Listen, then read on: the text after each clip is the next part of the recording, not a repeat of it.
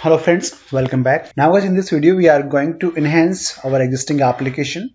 So if you guys remember, in the last video we created a Springboot project, right? We used HTML user form to take the user input. Now in this video we'll take the user input from the UI and then we'll insert the user input into H2 database. Okay, so basically we'll use a Springboot project, we'll use HTML to design the UI, and then we'll try to insert the records into H2 database. So this is going to be a complete project. All right, so let's begin.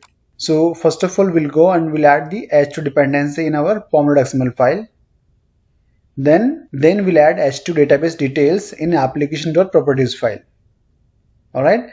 And then guys, we'll convert our model class into JPA entity. And finally, we are going to introduce a new interface called user repository, which will extend CRUD repository interface. Alright guys, let's go to the IDE. So guys, this is our project. So I'll just run it. I'll show you how it looks like now, and then we'll enhance the same project. Localhost /8080. So guys, this is our application. Now if I try to insert something, it won't go into the database. Okay. So I'm just putting some data here. Password say ABCD and gender I'll choose male. Click on submit. So this is our welcome page. Alright, and here I can see the user information, whatever we have entered. Right guys, now we need to capture this data. We need to insert this record to a database. So what we'll do, first of all, we'll go and add H2 dependency in our pom.xml file. So what I will do, I'll select our project. Let's go to Spring and add starters. Okay, we are going to add H2 database dependency and JPA as well. These two dependencies. Click on next and select pom.xml file. Click on finish. Guys, let me stop. So what I will do now, I'll select our project. Let's go to Maven and update project. Okay, so guys, now if I go to our pom.xml file, I'll see two more dependencies. So if I go down here, one is Springboot starter data JPA dependency, and second one is H2 database dependency. Okay, so this is our task one. Now second task is to configure the H2 database details in our application.properties file. So I'll go to application.properties file here. Okay, alright guys, so I have added the database details into application.properties file. Right now guys, if you see here, if you want to use the in-memory database, you need to uncomment this particular property. But for now, I'm going to store our data on C drive, like in a file. Alright, here is driver class name, default username and blank password. Okay, and we have configured the H2 console as well, /H2. Alright, and we have added this particular JPA dependency to create drop. We have added the dependency, we have configured the database details. Now next thing is to introduce the interface. So what I will do, I'll go here, let's go and create a new interface. Right, so I'll create a new package called repository, and here I will call it user repository. Okay, so this is our interface, and I'm going to extend CRUD repository interface. Okay, CRUD repository here, CRUD repository. Right now what I will do, I'll change this type to user. Okay, and ID is going to be your primary ID. So we are going to use a serial number, which is going to be integer value. Okay, so user is our entity class name. So basically we'll convert our model into entity very soon. And this is for the primary key. So we are going to use serial number like 1, 2, 3 index as the primary key. So we have passed integer here. Alright, now let's go to the model class. Now guys, we need to convert our model into entity. So this is the very important step. Okay, so what I will do, I will use @entity annotation from javax.persistent. Okay, now guys, let's go and give a table name. So I will call it table, let's call it user underscore data. Okay, now guys, let's go and configure the primary key first. Right, so what I will do, I will create a private integer and let's call it serial number SN. Okay, I'm going to use @ID annotation from javax.persistent @generate value, because we want Hibernate to do it, to generate the value. Okay, and I can just go and give it a column name also, column, right, and name equals to serial number only. Okay, let's do same here. So basically I will just change the column name.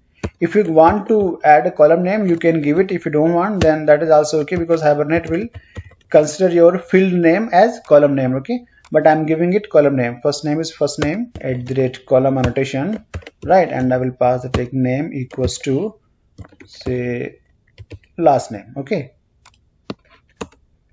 Email is okay. I can leave as it is only email, but I'll do it here just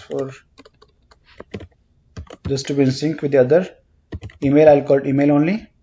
Okay. So basically we are passing a column name for each attribute corresponding to each attribute. Okay. Column name equals to say for password, I'll pass password only. Okay. And next one is for date of birth. Column name equals to, let's call it birth date. Okay. So basically this time we have changed the column name to attribute name is DOB, but the table column name is going to be birth date. Okay. For gender, I'll keep same @ column and name equals to gender is gender only.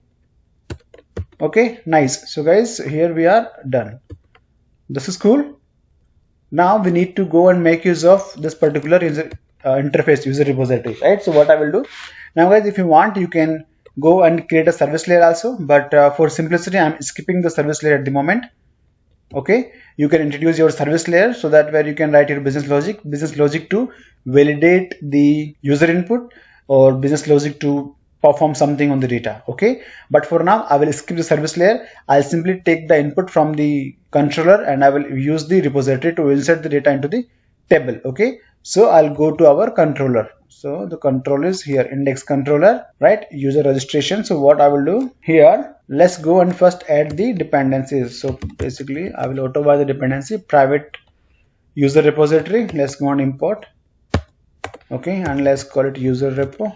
Okay, let's use the auto wire notation to inject the dependency. Okay, now I'll use this repository user repo dot, I'm calling a function called save, because user repository is extending the CRUD repository, this particular interface, and it has got all the functions like save all, find by ID and everything, right? So we are going to insert our records into the database, so we'll be calling the save function. Okay, and here we need to pass the entity. So entity is going to be our user, and then colon. If you see here, it returns user as a result, the record which we are trying to insert. Okay, so what I will do, I will use user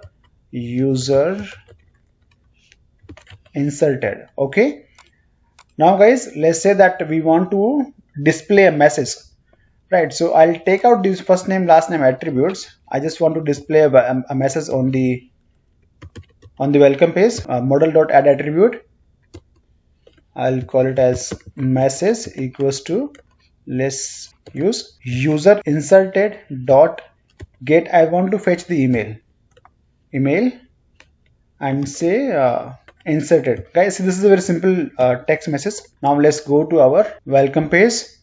Let me just go and use here this message, and I will take this one out, message. Okay, so guys, what I'm doing here is we want to take the user input like data from the UI. So it will go to our index controller. Index controller will make use of the user repository, right, to save the data into the database. All right, now guys, let's try it out. Let's see how it works now. So what I will do, I'll go to Springboot app and let me just start our application. Okay, here it says your application has started on port number 8080. Let's go to the browser. Okay, now guys, I'm going to put some details here. So I'll pass first name, last name, email, date of birth, and password say ABCD1234. Gender, I'll choose male and click on submit. So you see welcome page chat.okjava@gmail.com inserted. Okay, now what I can do, let's go to the H2 console and let's go and verify the user details. H2. Now guys, what you have to do is to connect to the database, you need to get the connection string, which is connection string from your application.properties file. Okay, so I'll copy the path. I'll go to the browser. Let me just replace. Click on test. Successful. Click on connect. Now guys, if I go and click on table user underscore data and select, so here I can see the user details. Serial number 1, birth date is the date which we selected, email ID, first name, then we have got gender, last name, password, right? Let's go and try to insert one more record. Okay guys, so what I will do, I'll just go here, 8080, and here I will use first name as say Rahul Dravid, right? Dravid @bcci.com something, and date I'll choose same, password, click on submit. So it says dravid@bcci.com inserted. Okay, so this is just a very simple message. Okay, now let's go back to the H2 console, click on run. Now here we can see 2 records inserted, right guys? So it's pretty much simple. We have used very simple HTML page, right, to take the user input. Let me show you here. So if I go to our index.html, let me close. Let's go to our index.html, open with HTML editor. So guys, this is here we have very simple HTML page with some input fields: first name, last name, email, date of birth, password, gender, and all, right? And here is the action. So basically we are submitting our HTML page to this particular endpoint, register. We are making a post call, right? So if I go to our index controller, here we are handling the /register endpoint post mapping. Okay, we are taking the user inputs. We configured the H2 database in our application.properties file.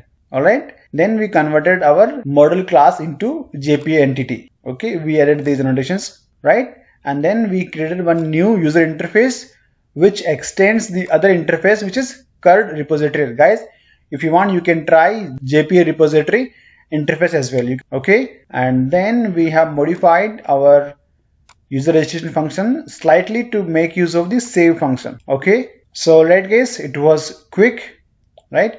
I hope you have got an idea. Thank you for watching.